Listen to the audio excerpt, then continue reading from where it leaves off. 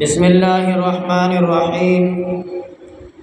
الحمد لله نحمده ونستعينه ونستغفره ونؤمن به ونتوكل عليه ونعوذ بالله من شرور أنفسنا ومن سيئات أعمالنا. من يهدي الله فلا مضل له ومن يضلله فلا هادي له. ونشهد أن لا إله إلا الله وحده لا شريك له. ونشهد أن سيدنا ونبينا ومولانا محمدا عبده ورسوله. فأعوذ بالله من الشيطان الرجيم. بسم الله الرحمن الرحيم. ختم الله على قلوبهم وعلى سمعهم وعلى أبصارهم غشاوة ولهم عذاب عظيم. ومن الناس من يقول آمنا بالله وباليوم الآخر وما هم بمؤمنين يخادعون الله والذين آمنوا وما يخدعون إلا أنفسهم وما يشعرون. في قلوبهم مرض فزادهم الله مرضا ولهم عذاب عليم بما كانوا يكذبون. بزرگوں اور دوستو، ابھی میں نے قرآن پاک کی تلاوت کی ہے. سورۃ البقرہ کی چند آیات ہیں. اللہ تبارک و تعالیٰ نے ہمیں محمد کریم صلی اللہ علیہ وسلم کی امت میں پیدا فرمایا،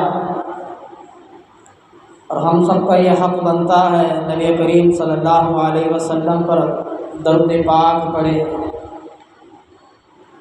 درود پاک پڑھنے کے بہت سارے فوائد ہیں، اجر ہے، ثواب ہے.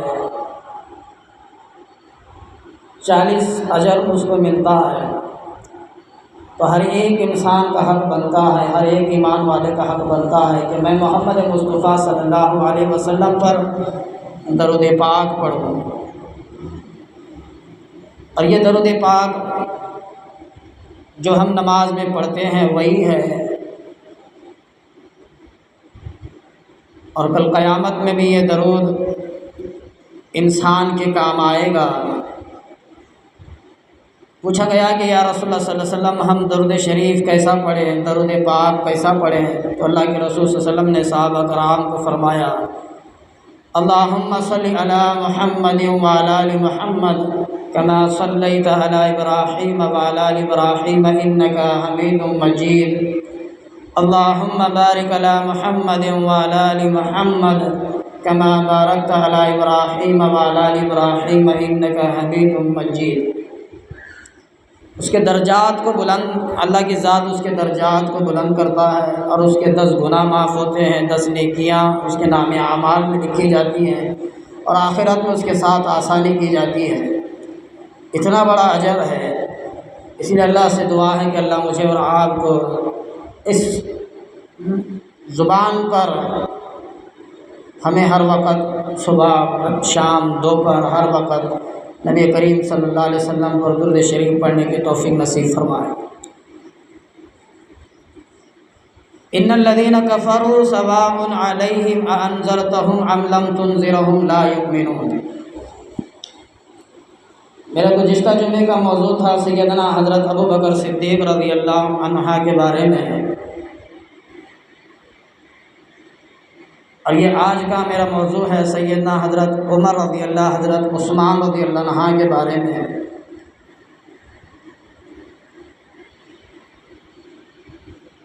کیونکہ یہ نبی کریم صلی اللہ علیہ وسلم کے بعد 4 خلیفہ بنے، سیدنا ابو بکر، سیدنا عمر، سیدنا عثمان، سیدنا حضرت علی رضی اللہ عنہم اجمعین. تو اسی کے اوپر آج موضوع ہے سیدنا حضرت عمر فاروق رضی اللہ عنہ اور سیدنا حضرت عثمان رضی اللہ عنہ.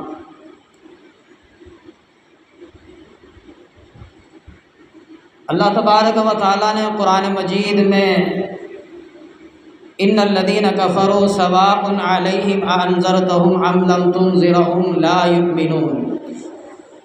جو لوگ مشرک بن بیٹھے انہیں تم نصیحت کرو یا نہ کرو ان کے لیے برابر ہے، وہ ایمان نہیں لانے والے.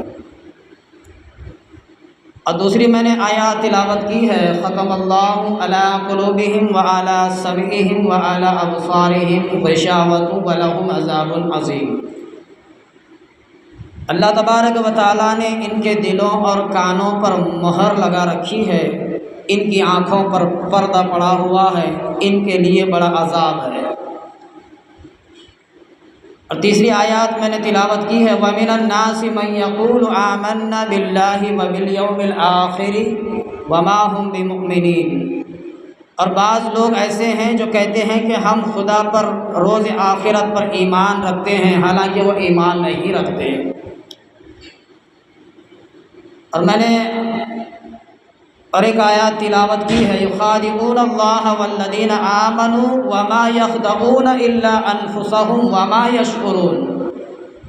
یہ اپنے میں خدا کو اور مومنوں کو چکمہ دیتے ہیں، مگر حقیقت میں اپنے سوا کسی کو چکمہ نہیں دیتے اور اس سے بے خبر ہیں۔ اور میں نے تلاوت کی ہے، فی قلوبہم مرض فزادہم اللہ مرضا ولہم عذاب علیم بما کانوا یکذبون۔ ان کے دلوں میں کفر کا مرض تھا، خدا نے ان کا مرض اور زیادہ کر دیا، ان کے جھوٹ بولنے کے سبب ان کو دکھ دینے والا عذاب ہوگا۔ میرے دوستوں اور بزرگوں، اللہ تبارک و تعالیٰ نے اس قرآن کو محمد مصطفیٰ صلی اللہ علیہ وسلم پر نازل فرمایا، اور یہ قرآن ہمارے لیے تا قیامت تک کے لیے رکھا ہے، اور اللہ تبارک و تعالیٰ نے خود فرمایا کہ اس کی حفاظت کی ذمہ داری ہماری ہے۔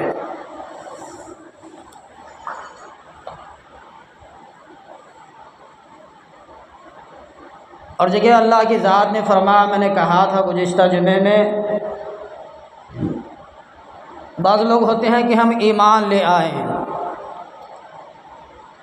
ہم اسلام میں داخل ہو گئے، ہم ایمان لے آئے، اللہ فرماتا ہے یہ ایمان نہیں لائے، یہ اسلام لائے ہیں۔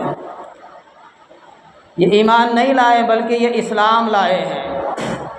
ایسے لوگ بھی نبی کریم صلی اللہ علیہ وسلم کے دور خلافت دور میں، اور سیدنا حضرت ابو بکر کے خلافت میں، اور سیدنا عمر فاروق کے خلافت میں، اور سیدنا عثمان کی خلافت میں، سیدنا علی کی خلافت میں، یہ صدیوں سے چلا آ رہا ہے۔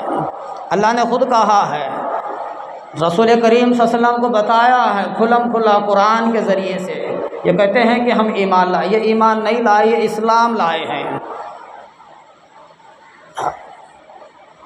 فی قلوبہم مرض فزادہم اللہ مرضا ولہم عذاب علیم، اللہ خود فرماتا ہے۔ تو اللہ تبارک و تعالیٰ کی ذات نے نبی کریم صلی اللہ علیہ وسلم کی دعا پر سیدنا حضرت عمر رضی اللہ عنہ کی جھولی میں اللہ تبارک و تعالیٰ کو ڈالتے ہیں، اور اس میں دین کا، ایمان کا، قرآن کا، اسلام میں قوت پیدا ہوتی ہے۔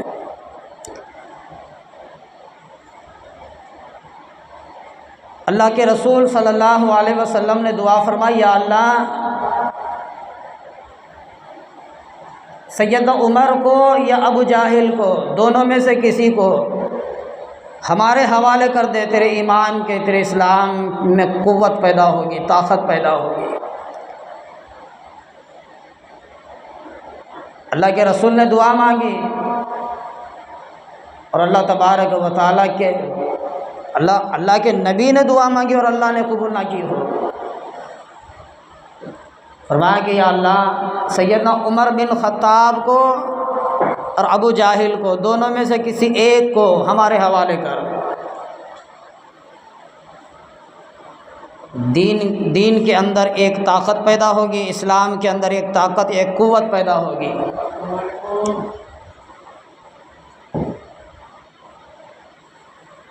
حضرت عمر رضی اللہ عنہ کا اسلام قبول کا واقعہ یوں ہے، اس طرح ہے، صحابہ کرام نے لکھا ہے احادیثوں میں،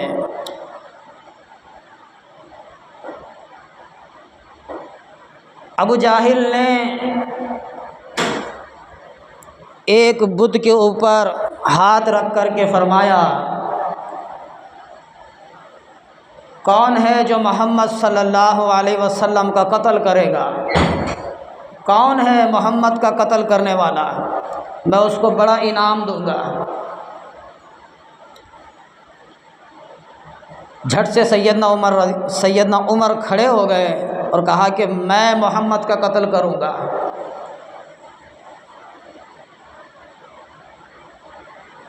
مکہ کے اندر رواج یہی تھا کہ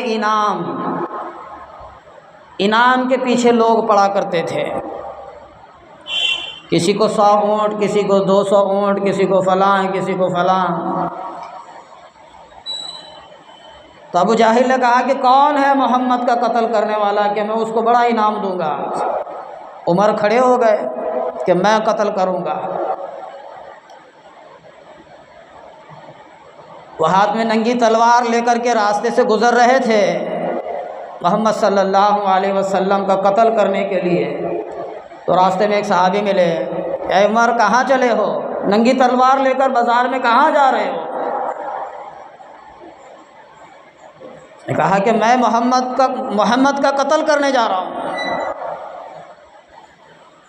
عمر، تمہیں قریش کے بارے میں پتہ ہے، وہ چھوڑیں گے تجھے، تیرا حال دیکھیں گے بعد میں۔ اس نے کہا اچھا تو بھی بے دین ہو گیا ہے، ہمارا دین چھوڑ کر کے تو بھی محمد کا دین اختیار کر لیا ہے، اب میں تجھے ہی نپٹا دیتا ہوں، اب میں محمد سے پہلے تیرا ہی قتل کروں گا، تو بھی ایسی بہکی بہکی باتیں کرتا ہے۔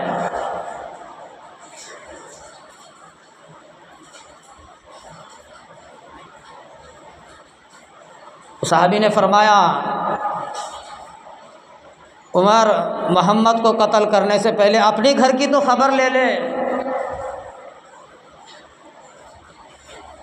اپنی گھر کی تو خبر لے لے، تیری بہن فاطمہ، تیرا بھونائی خباب، دونوں محمد کے غلام بن چکے ہیں، دونوں اسلام کے غلام بن چکے ہیں، پہلے اپنی گھر کی تو خبر لے۔ وہ صحابی اتنا کہنا تھا، عمر کو بڑا غصہ آیا۔ عمر بہت جلالی تھے، بہت غصے والے تھے، کسی کی مجال نہیں ہوتی تھی سیدنا عمر سامنے ہوتے تو زبان کھولنے کی، کھڑے ہو کر کے بات کرنے کی۔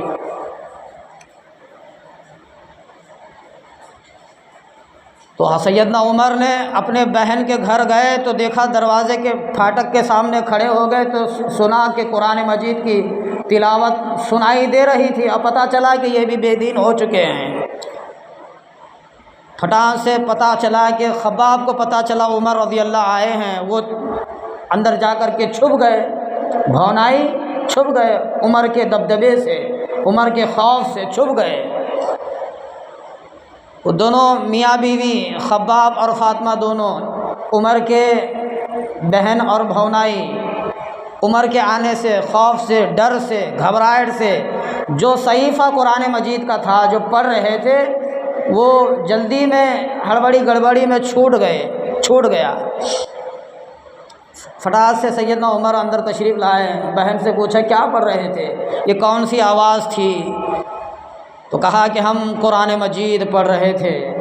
کہا کہ تو بھی بے دین ہو چکی ہے۔ خباب سے کہا تم بھی بے دین ہو چکے ہو۔ آپس میں بحث ہوئی، آپس میں جھگڑا ہوا، بھونائی سے بہن سے جھگڑا ہوا۔ سیدنا عمر نے بہنائی کو مارا، اور بہن جب چھڑانے کے لیے بیچ میں آتی تو بہن کو بھی ایک تماچا مارا، بہن کے کان سے لہو آیا۔ سمجھا کہ تم بھی بے دین ہو چکے ہو، ہمارے دین کو چھوڑ بیٹھے ہو، تم بھی محمد کا دین اختیار کیا ہے۔ عمر، بہن کہتی ہے عمر یہ جان جائے گی لیکن محمد کا دامن ہم چھوڑنے کے لیے تیار نہیں ہے، میں تمہیں قتل کر دوں گا۔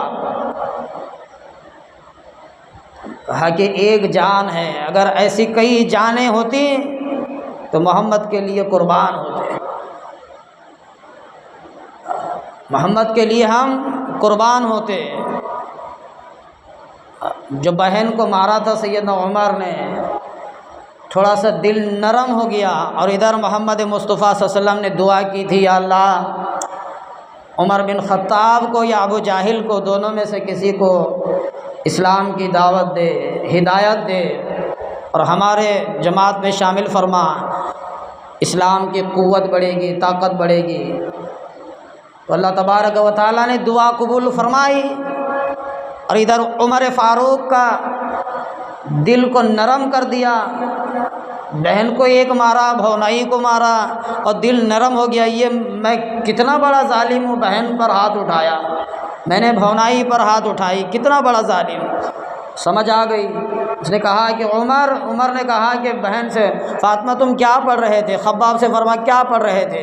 یہ سن کر کے خباب باہر تشریف لائے، ہم قرآن مجید کی تلاوت کر رہے تھے، ہمیں بھی پڑھ کے سناؤ، میں بھی پڑھنا چاہتا ہوں، مجھے بھی پڑھ کے سناؤ۔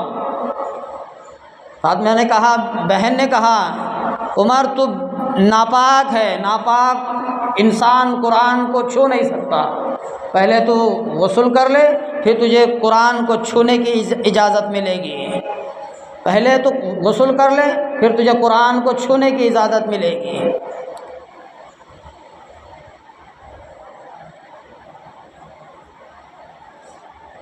سیدنا عمر کی بہن فاطمہ بہنائی خباب، عمر نے کہا کہ اب مجھے محمد کا دیدار کراؤ صلی اللہ علیہ وسلم، اب مجھے محمد صلی اللہ علیہ وسلم کی زیارت کراؤ۔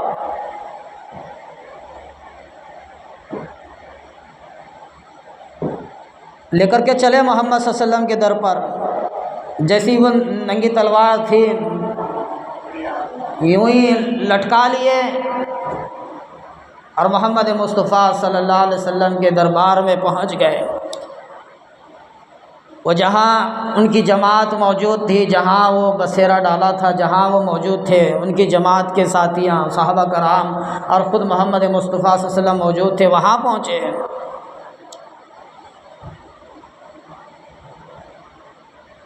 دستک دیا، کون ہے؟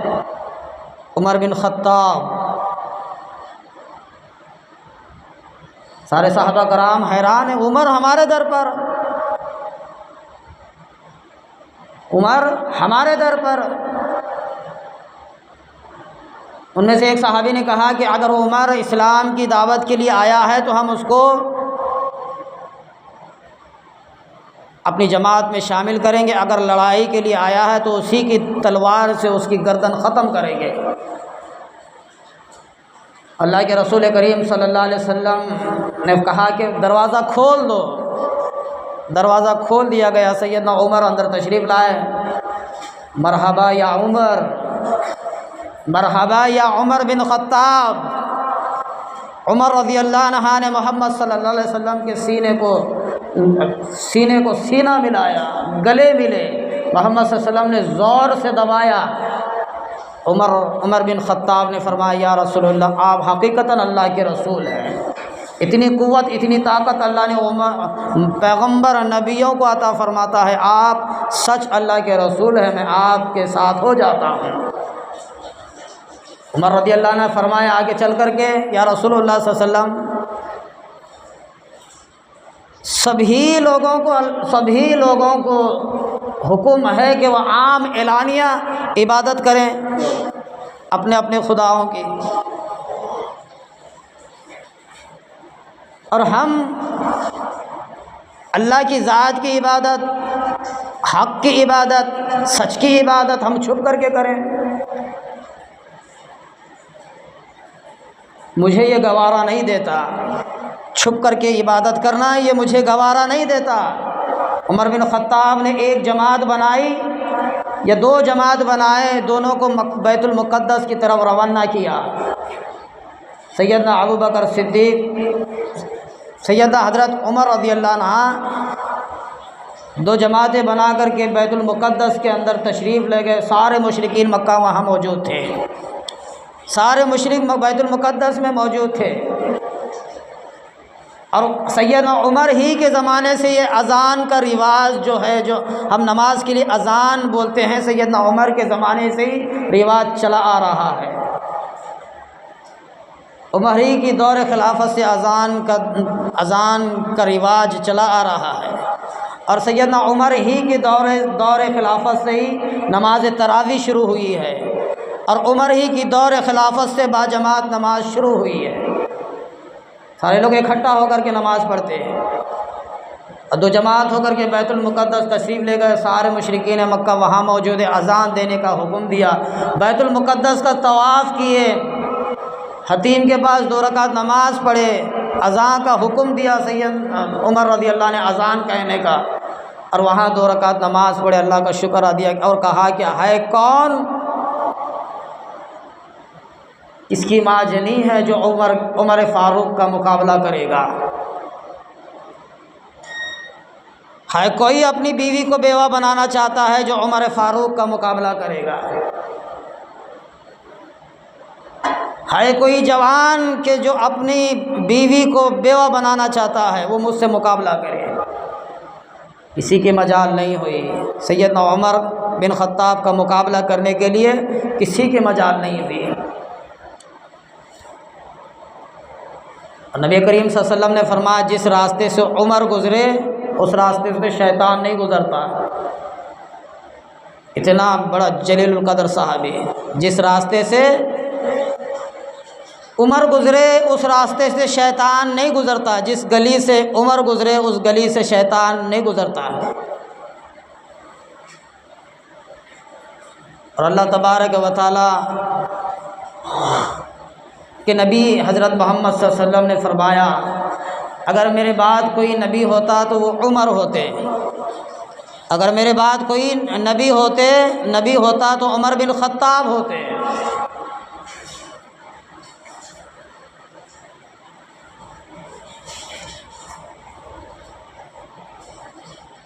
تو اللہ تبارک و تعالیٰ کے رسول کریم صلی اللہ علیہ وسلم نے عمر رضی اللہ عنہ کے بارے میں اتنی بڑی بات بتائی کہ میرے بعد اگر کوئی نبی ہوتا تو عمر بن خطاب ہوتے۔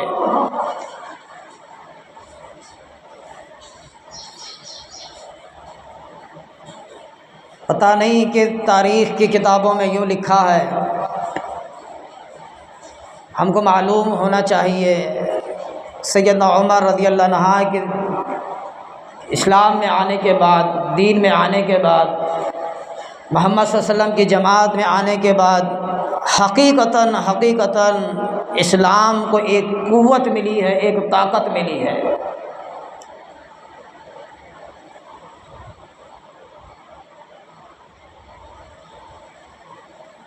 سیدنا عمر رضی اللہ عنہ کے فتوحات کے بارے میں ہم دیکھیں، تاریخ میں احادیثوں میں ملتا ہے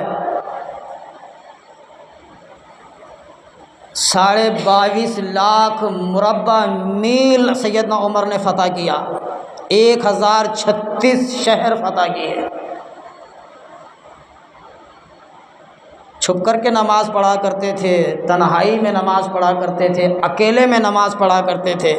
جب عمر رضی اللہ عنہ نبی کریم صلی اللہ علیہ وسلم کی دعا سے اللہ تبارک و تعالیٰ نے اللہ کے رسول کی دعا کو قبول فرمایا، اور جب ایمان کی اسلام میں طاقت ملی عمر رضی اللہ عنہ کے آنے سے، فرماتے ہیں احادیث میں کتابوں میں لکھا ہے فتوحات میں سیدنا عمر رضی اللہ عنہ نے 22.5 لاکھ مربع میل چاروں طرف 22.5 لاکھ مربع میل سیدنا عمر نے فتح کیا، اور 1036 شہروں کو فتح کیا۔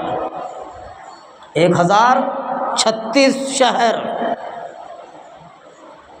اب ہماری ایک نہیں سنتا، گاؤں کہاں سنیں گے، شہر کہاں سنیں گے، ملک کہاں سنیں گے۔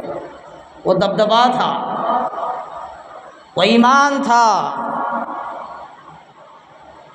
آج ہماری بیوی ہماری نہیں سنتی تو لوگ ہماری کہاں سنیں گے، ہمارا گھر ہمارا نہیں سنتا تو لوگ ہماری کہاں سنیں گے۔ ایسا دور ہے۔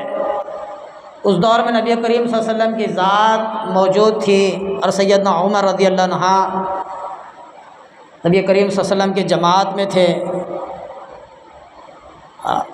1,22,00,000 مربع میل فتح کیا اور 1036 شہروں کو فتح کیا سیدنا عمر۔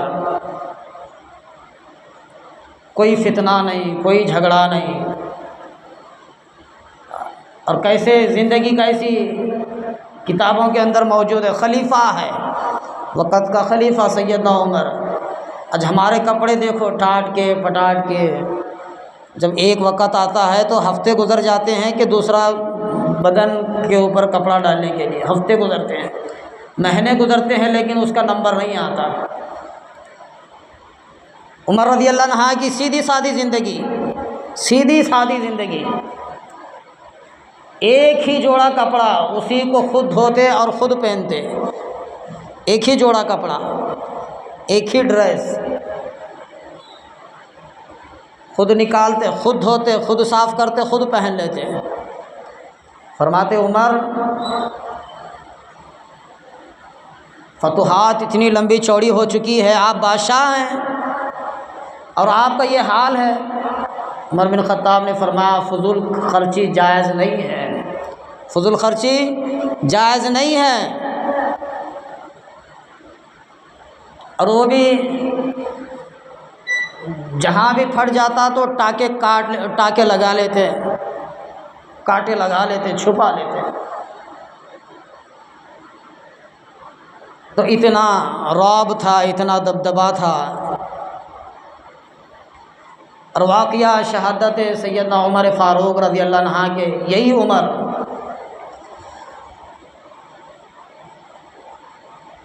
اس طرح سے اسلام میں داخل ہو گئے، اس طرح سے دین کے اندر آ گئے، دین کی مدد ہوئی، اسلام کی مدد ہوئی، قرآن کی مدد ہوئی۔ اب لوگوں میں ایک ہلچل سی مچ گئی، لوگوں میں ایک وہم تھا۔ جو فتنے اٹھانے والے ہوتے ہیں، جو فسادات کرنے والے ہوتے ہیں، جو لڑائیاں کرنے والے ہوتے ہیں، تو ان کے اندر ایک چیز خامی ہوتی ہے۔ تو اس نے کہا کہ یہ سارا کام جس سے ہو رہا ہے اگر اس کو ہی ہٹا دیا جائے تو 22,500,000 مربع میل، 1036 شہروں کو فتح کرنے والا عمر،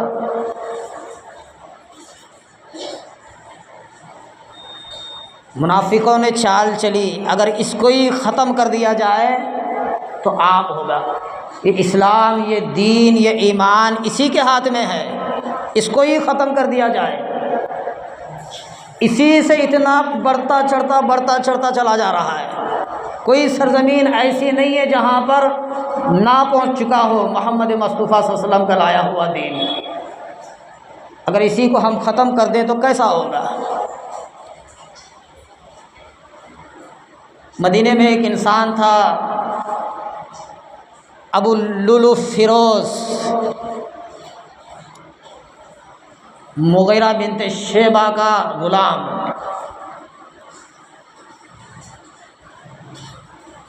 ہاں، کپڑے پہن کر، جھبا پہن کر، ٹوپی پہننے سے کوئی ایماندار نہیں بنتا۔ ابھی میں نے قرآن پاک کی تلاوت کی ہے سورۃ البقرہ کی، اس کے اندر نے اللہ نے کیا فرمایا، اور جگہ اللہ نے کیا فرمایا؟ نبی کریم صلی اللہ علیہ وسلم سے فرمایا اے میرے نبی، تم کہتے ہو کہ یہ ایمان لے آئے، ایمان نہیں لائے، یہ تو اسلام لائے ہیں۔ ایمان الگ شے ہے، اسلام الگ شے ہے۔ یہ ایمان نہیں لائے، یہ تو اسلام لائے ہیں۔ وہ بھی ایک ایمان کا جوڑا اوڑھ کر کے مدینہ میں باہر نکل پڑا، مغیرہ بنت شیبہ کا غلام ابو لولو فیروز۔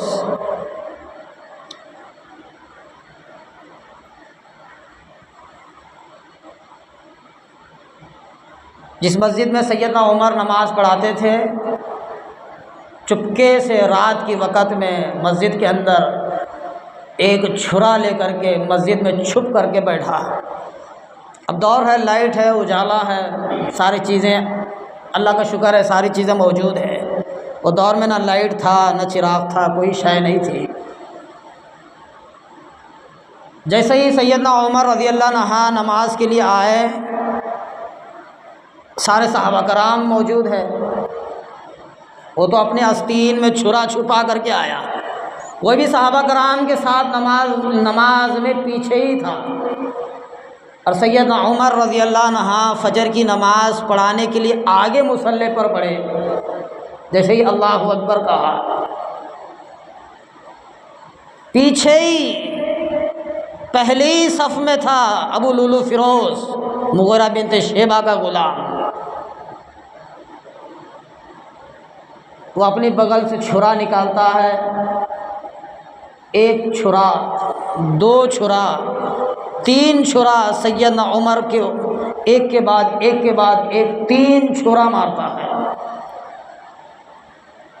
اور سیدنا عمر رضی اللہ عنہ برداشت کی حد کے پار ہو کر کے سیدنا عمر زمین پر گر پڑتے ہیں، اور پیچھے سے ایک صحابی آ کر کے نماز مکمل کرتا ہے۔ تاریخ کے اندر لکھا ہے حضرت عمر رضی اللہ عنہ آخر میں آ کر کے فرمایا، ابھی ختم نہیں ہوئے تھے، ابھی اللہ کی ذات کی بارگاہ میں نہیں پہنچے تھے، ابھی موت واقع نہیں ہوئی تھی، میرا قاتل کون ہے؟ ابو لولو فیروز ہے۔ کون؟ ابو لولو فیروز ہے، شکر الحمدللہ کا۔ کون؟ کیا کہا؟ شکر الحمدللہ، اللہ کا شکر ہے کہ مجھے کسی کلمہ پڑھنے والے نے مجھے قتل نہیں کیا۔ پتہ تھا سیدنا عمر رضی اللہ عنہ کو، کسی کلمہ پڑھنے والے نے مجھے قتل نہیں کیا، مجھے نہیں مارا۔ سارے لوگوں نے اکٹھا ہوئی ابو لولو فیروز کو قتل کرنے کے لیے، مارنے کے لیے، کہا کہ اس کو نہیں مارنا، اس کو چھوڑ دو، میں فتنہ نہیں اٹھانا چاہتا، میں فساد نہیں اٹھانا چاہتا، میں لوگوں میں جنگ کروانا نہیں چاہتا، اس کو چھوڑ دو۔ چھوڑ دیا گیا۔ اس طرح نے فتوحات کی، اس طرح نے عمر کے آنے سے، عمر کے اسلام میں آنے سے ایک دبدبا سا لوگوں میں چھایا، ایک اسلام کے لیے طاقت بنی، ایک ایمان کے لیے طاقت بنی، ایک سہارا ملا محمد مصطفیٰ صلی اللہ علیہ وسلم کو۔ جب عمر رضی اللہ عنہ اس دنیا سے رخصت ہو گئے تو تیسرے خلیفہ کو مقرر کیا گیا، انہی کی ابھی زندہ ہی تھے، ان رہتے ہی تیسرے خلیفہ کو مقرر کیا، وہ سیدنا حضرت عثمان غنی رضی اللہ عنہ۔ پہلے خلیفہ حضرت ابوبکر صدیق، دوسرے خلیفہ سیدنا عمر، اور تیسرے خلیفہ سیدنا حضرت عثمان غنی۔ جو دور تھا سیدنا عمر رضی اللہ عنہ کا، وہی دور، سیم دور سیدنا عثمان غنی کا تھا، اور سیدنا عثمان غنی نے یہاں اس دور میں چند تبدیلیاں کیے۔ جو دیکھ بھال کرنے والے لوگ ہوتے ہیں ان کے لیے پیسہ مقرر کیا، جو لوگ محنت کرتے تھے ان کے لیے پیسہ مقرر کیا، مال تقسیم کیا کرتے تھے۔ سید عثمان غنی اتنے غنی تھے، اتنے مال والے تھے، غریبوں کے لیے کنواں کھود کر کے وقف کیا کرتے تھے۔ پانی کے لیے پینے پانی نہیں ہے تو کنواں کھودنا اور وقف کر دینا۔ جو مسجد نبوی ہے اس کے آس پاس کی جو جگہ ہے ابھی بھی موجود ہے، سید عمر نے اس دور میں خرید کر کے مسجد نبوی کے حق میں دے دی، یہ مسجد کی جگہ ہے، میں مسجد کے لیے وقف کرتا ہوں۔ یہ سیدنا حضرت عثمان ہے۔ اور اللہ کے رسول کریم صلی اللہ علیہ وسلم نے فرمایا، اللہ کے رسول صلی اللہ علیہ وسلم نے ایک بیٹی لخت جگر کو دیا تھا سیدنا عثمان کے نکاح میں۔ جب وہ فوت ہو گئی اللہ کے رسول نے کہا کہ لوگوں اگر میری 40 بیٹیاں بھی ہوتی تو میں ایک ایک کر کے عثمان کے حق میں دیتا۔ ذرا شرمیلے تھے سیدنا عثمان۔ سیدنا فاطمہ کا جب نکاح ہو رہا تھا تو سیدنا عثمان نے مال دیا اللہ کے رسول کریم صلی اللہ علیہ وسلم کو، یہ محمد صلی اللہ علیہ وسلم کی بیٹی کا نکاح ہے، محمد صلی اللہ علیہ وسلم کی لخت جگر فاطمہ کا نکاح ہے۔ تو چند مال دیا نکاح کے لیے۔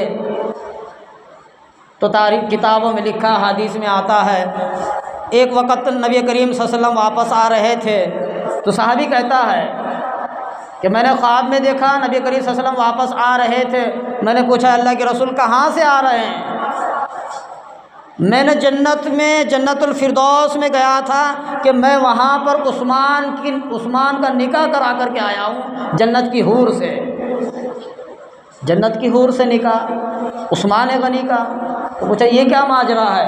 فرمایا کہ محمد صلی اللہ علیہ وسلم کی بیٹی کا نکاح ہو اور محمد صلی اللہ علیہ وسلم کی لخت جگر کا نکاح ہو، اور اس نکاح میں سیدنا عثمان اپنا مال لگایا ہے، اس لیے میں نے جنت الفردوس کی حور سے اس کا نکاح کرا کے آیا ہے۔ یہ عثمان غنی، جیسا دور تھا سیدنا عمر فاروق کا ویسے ہی عثمان غنی کا دور تھا۔ یہاں بھی کوئی فتنہ نہیں، کوئی لڑائی نہیں، کوئی جھگڑا نہیں۔ اب پھر منافقت پھر یہاں دور میں آئی، آخر میں پھر جھوم اٹھی منافقت۔ عبداللہ بن سبا، وہ بھی ایک اسلام کا جوڑا اوڑھ کر کے آ گیا دربار میں، کبھی وہ شہر جاتا تو وہ شہر جا کر کے یہ شہر والوں کے لیے بھڑکاتا، کبھی ادھر جاتا تو ادھر جا کر کے یہ شہر والوں کے لیے بھڑکاتا۔ تو جہاں جہاں گورنر تھے،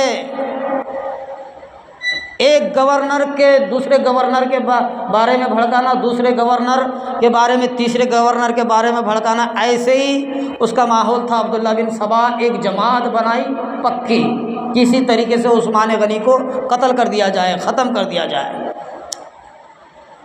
اس نے چال چلی، اپنی جماعت بنائی، ایک جماعت وہاں، ایک جماعت وہاں، ایک جماعت وہاں، ایک جماعت وہاں۔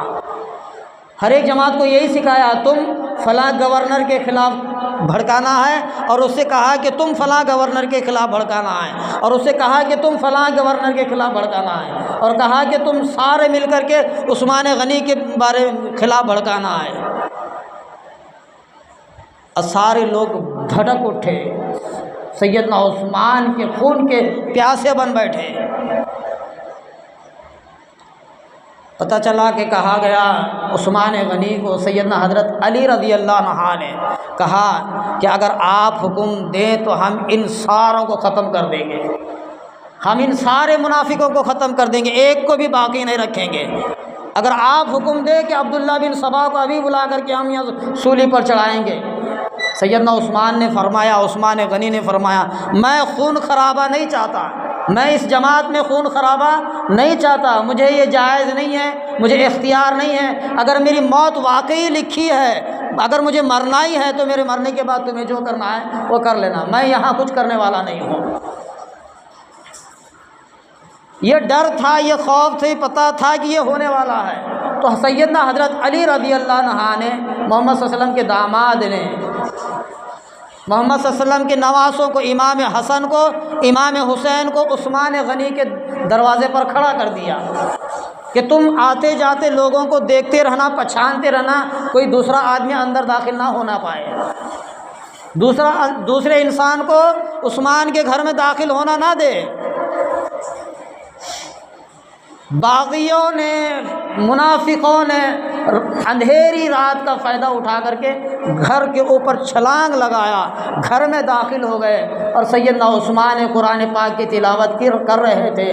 جہاں پر تھے فَسَيَكْفِيكَهُمُ اللَّهُ وَهُوَ السَّمِيعُ الْعَلِيمُ، فَسَيَكْفِيكَهُمُ اللَّهُ وَهُوَ السَّمِيعُ الْعَلِيمُ، اس تلاوت پر تھے، ایک تلوار ماری، سیدنا عثمان رضی اللہ عنہ کو مار دیا۔ یہ ہے شہادت سیدنا عمر فاروق اور سیدنا حضرت عثمان غنی کی۔ ہمارے 4 خلیفہ ہیں، ہمیں پتہ ہونا چاہیے۔ ابو بکر صدیق محمد کے بعد پہلے خلیفہ، دوسرے خلیفہ سیدنا عمر رضی اللہ عنہما اجمعین، عمر بن خطاب، تیسرے خلیفہ عثمان رضی اللہ عنہ، چوتھے خلیفہ سیدنا حضرت علی رضی اللہ۔ اب پتہ ہونا چاہیے ہمیں، سیدنا حضرت علی رضی اللہ عنہ کا بھی وہی حال ہے، اب پہلے خلیفہ، دوسرے، تیسرے، چوتھے، 4 خلیفہ بنے ہیں، خلافت یہاں تک سلامت رہی۔ حدیث پاک کا مفہوم ہے، اللہ کے رسول کریم صلی اللہ علیہ وسلم نے فرمایا 4 خلافت تک ہی چلے گا، اس کے بعد نہیں چلے گا، اس کے بعد سارے لوگ اپنی ہی منمانی کریں گے۔ اور عثمان غنی کے دور میں اتنا مال لوگوں میں ہوا تھا، اتنا پیسہ ہوا تھا، اتنا پیسہ ہوا تھا، فرماتے ہیں کہ ایک ایک انسان، ایک ایک آدمی 1,000 دینار درہم زکوٰۃ دیا کرتا تھا۔ اب پتہ لو کتنا مال ہوگا۔ ایک آدمی، ایک انصار، ایک مہاجر جب بھی اس کا زکوٰۃ کا وقت آتا، زکوٰۃ کا حساب کرتا، 1,000 درہم کو زکوٰۃ دیتے تھے، اتنا مال ہوا تھا۔ اللہ کے رسول صلی اللہ علیہ وسلم نے فرمایا میری امت کا مال فرعون ہے، میری امت کا مال فرعون ہے، اور یہی فرعون میری امت کو ختم کر کے رکھے گا۔ اللہ سے دعا ہے کہ اللہ مجھے اور آپ کو عمل کی توفیق عطا فرمائے۔